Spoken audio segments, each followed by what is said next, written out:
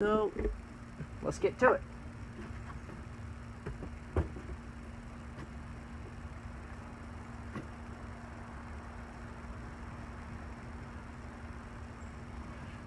So first thing you do is take your speed square, put it across the top,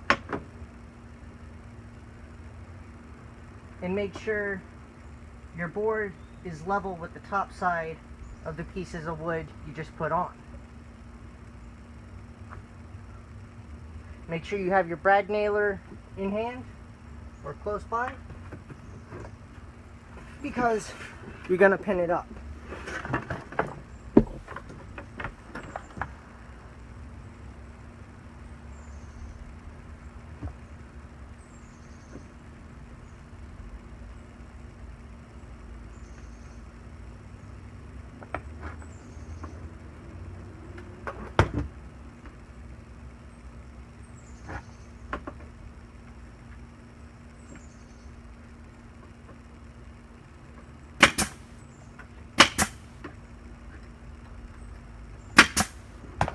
So now, you only want to do that. Now, take your level, lay it across.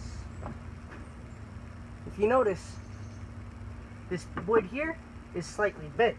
So what I'm going to do is, as I go, I'm going to take this direction because I'm going this way, which interferes with it less, and level it out as I go, which means when I level this next section, the far left side will be raised.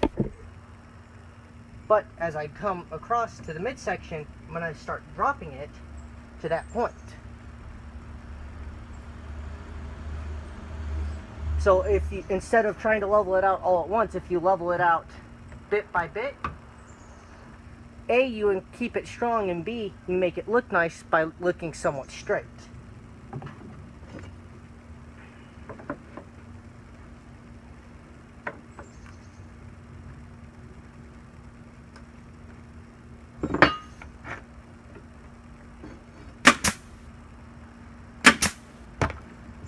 What you want to try and do when nailing in is every other nail,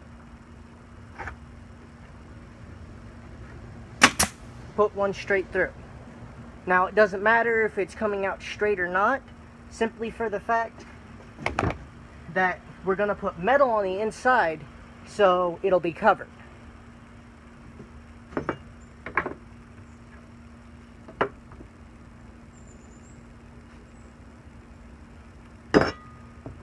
That's level.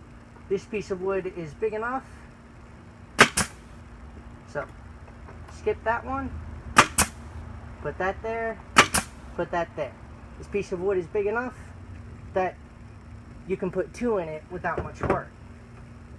But the smaller pieces really only need one nail in it. There's much more than that, and it's just kind of excessive. The reason why you put one in here is to keep the wood from bowing out as you go on. Because if you just put it up here, the wood would start peeling out down on the bottom side.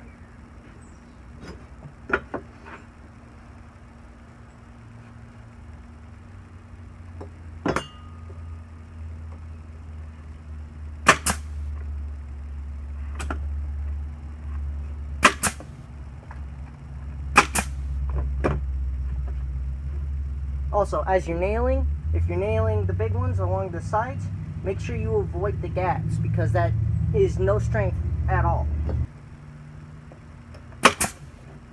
And that's how you put it up. For the opposite side, there are two ways you can do this. For the opposite side, if you want to go directly across, measure the same way you did this. Inside to inside, cut the same way. If you want to do this side and this side first, measure the same way. But how you're going to measure the opposite side, if you do option number 2, is you're going to measure this outside edge to this outside edge for these sides. If you start with that side first, doing the same method, doing the first method, which is what I will be doing, which would be most likely be 41 5/16. I have yet to measure it. You would measure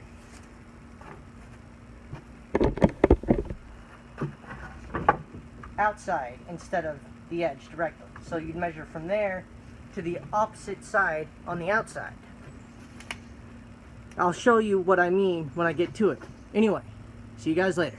This is the other side of the box. You probably can't see it from here, but I've put this piece, the piece that goes here, on the other side already. I'm simply showing you how I prefer to do it. Like I said, you can do it doing the first 3 sides and then measuring across that way, or doing the opposite sides first and then measuring outside to outside. That's personally how I find it to be easier. So it might not be for everybody. Someone else might find it easier to do three sides the way I showed you, followed by measuring outside to outside. It's not a fit all, but find what works and be safe doing it. So measure side to side, 41 5/16, which means the box is most likely square, which is awesome.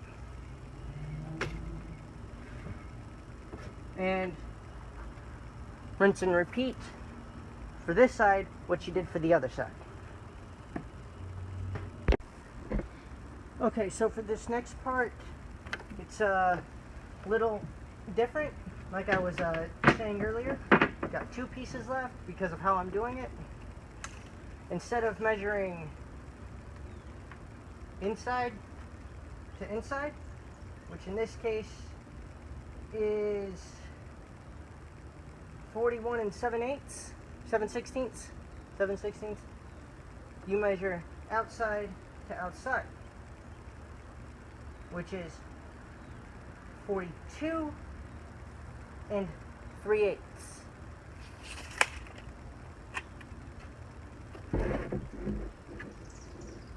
So it actually makes life a little easier because you can cut this one the same way you cut that one.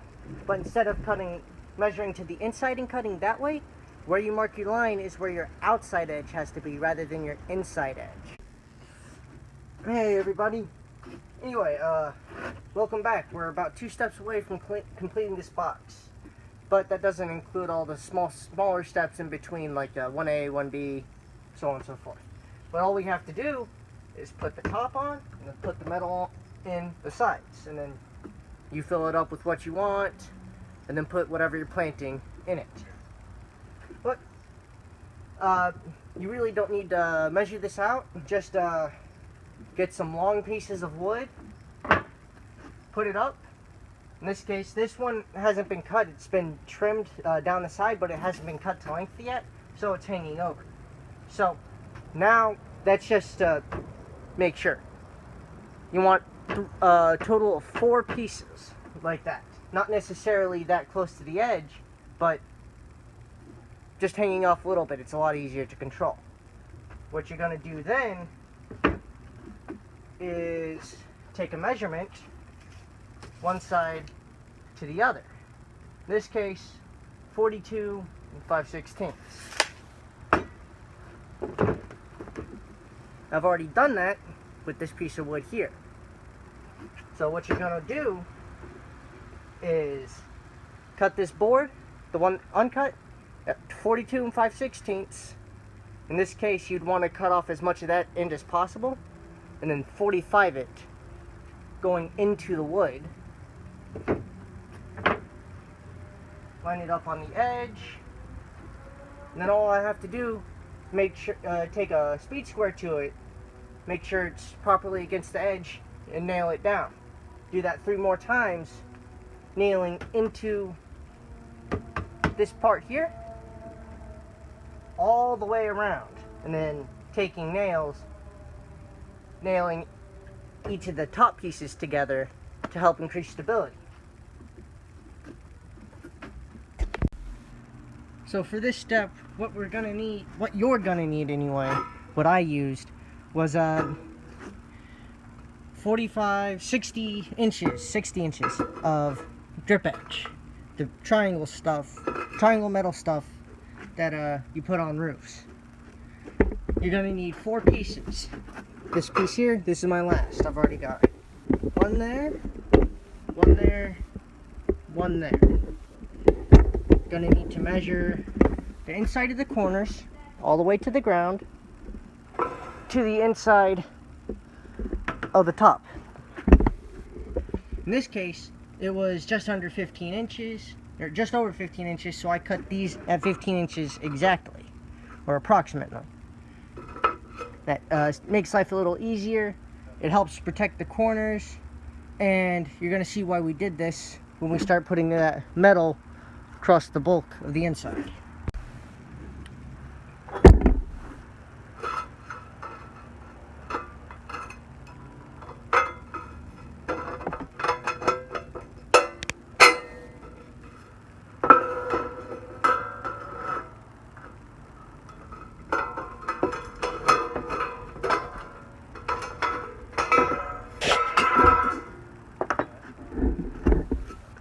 Always clean up behind yourself. And with that, we now have 4 pieces. After you get all your pieces cut, all your drip edge cut, this is a personal opinion, pick a side for this thing to go on. Try and keep everything going in that same direction. Anyway, put it underneath, right up against. Get you some screws that are designed to go from metal to wood. Definitely gonna want to drill and 6 of those screws. Specifically 6 for how this one has been set up. And then just do that 1, 2, 3, 4, 5 more times.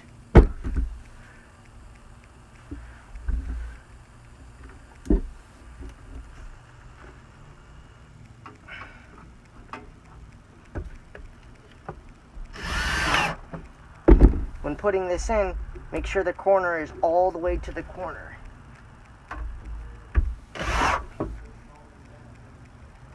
That way the metal you will put in after this sits on it as level as possible.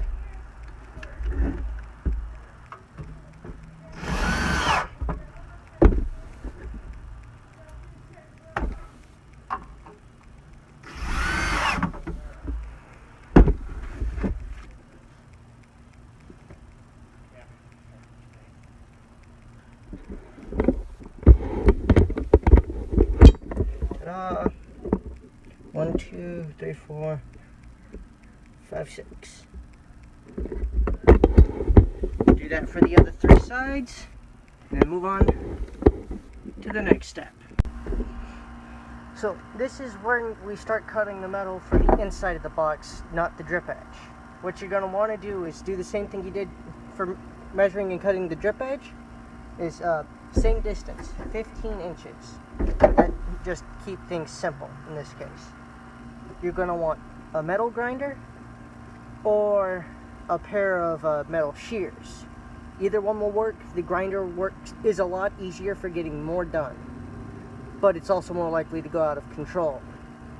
For doing this, you want safety glasses, or eye protection of any sort, but specifically safety glasses, gloves, or a glove for whichever hand is closest to where the sparks come, and clarify that there's nothing around your area that can or will ignite from the sparks leaving, and make sure nobody else or nothing around you care about is around. Anyway, turn it on.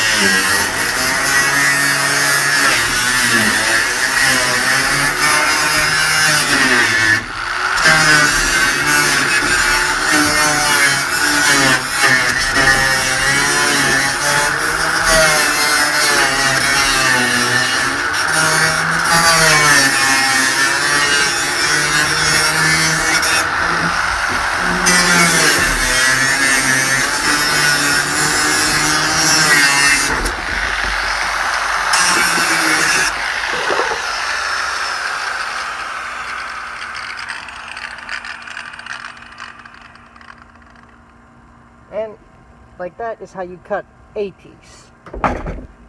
Anyway, you're going to need a minimum of 8 pieces, 2 per side.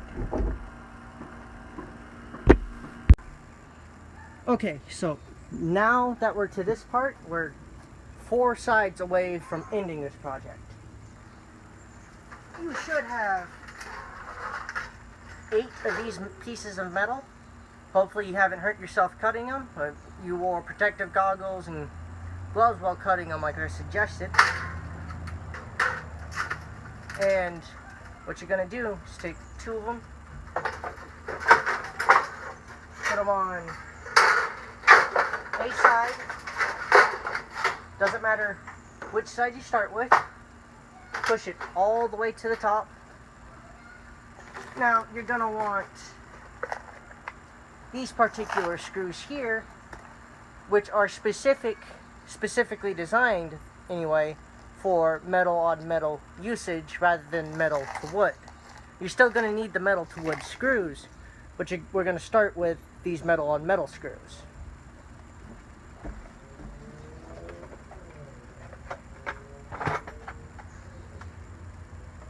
Well, make sure your pieces of metal are pushed all the way to the top. They don't have to go all the way side to side.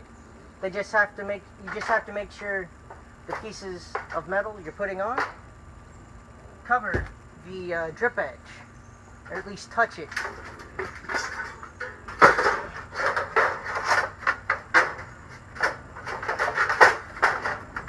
Otherwise you're going to have to swap pieces of metal around to try and find a piece that fits properly.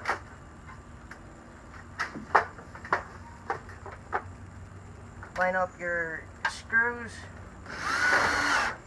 with the wooden braces.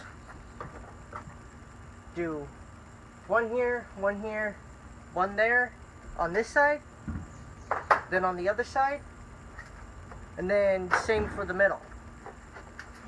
Right here where this piece ends, gonna want to do one there, one there, one there.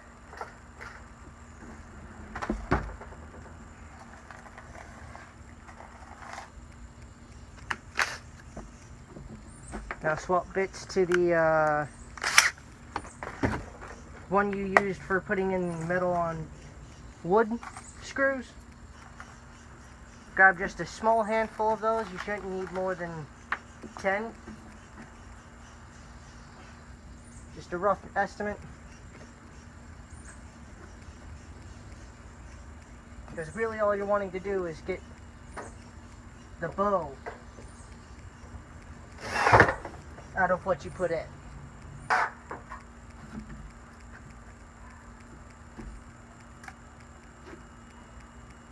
Like that.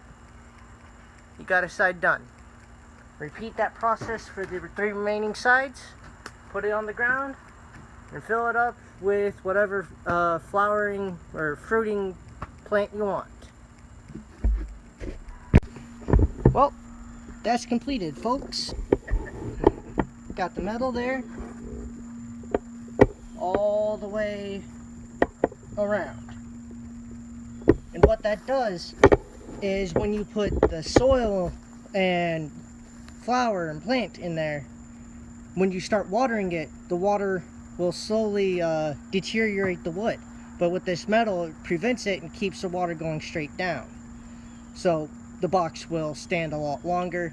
It also gives it that extra bit of stability. Anyway, if you like the video, please make sure to leave a like, a comment, and most importantly, subscribe. It helps more than you think. Have a good day, all.